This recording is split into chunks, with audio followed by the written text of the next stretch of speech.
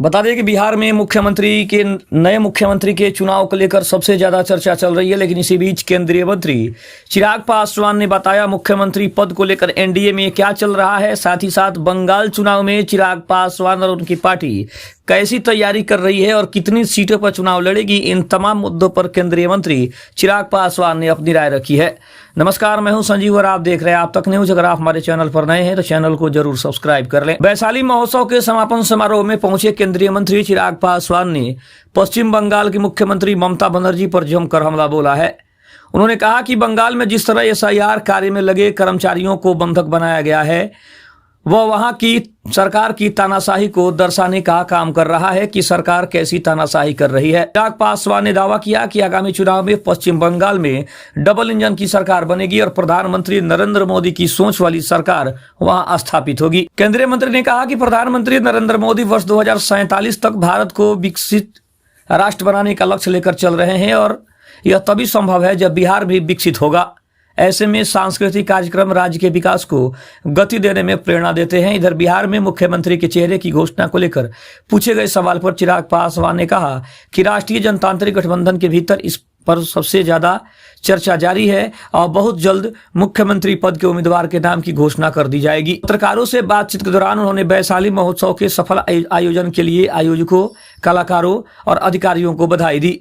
उन्होंने कहा कि पिछले 3 दिनों से चल रहे इस कार्यक्रम में देश विदेश से आए कलाकारों ने बिहार और वैशाली का नाम रोशन किया है, जो सराहनीय है।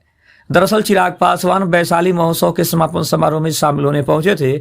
समापन समारोह में प्रसिद्ध कलाकार अनूप जलोटा की प्रस्तुति आयोजित की गई थी, जिसे सुनने के लिए बड़ी संख्या में लोग पहुंचे थे।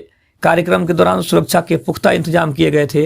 वहीं वैशाली के जिलाधिकारी ने स्वागत भाषण देकर कार्यक्रम का समापन किया। इसके अलावा बात करें तो बंगाल चुनाव को लेकर भी चिराग पासवान ने कहा, वहां की सरकार की तानाशाही देखते हुए यह कहना बिल्कुल गलत नहीं होगा कि ममता बनर्जी की सरकार अब की बार टिकने वाली नहीं है और बंगाल में एक बार फिर से डबल इंजन की सरकार जैसे बिहार में चल रही है, वैसे ही बंगाल में भी डबल इंजन की सरकार बनेगी और लोगों को तानाशाही वाले रवैये से कहीं ना कहीं छुटकारा मिलेगा। और वहां की जनता भी चाहती है कि अब ममता बनर्जी से उन्हें छुटकारा मिल जाए।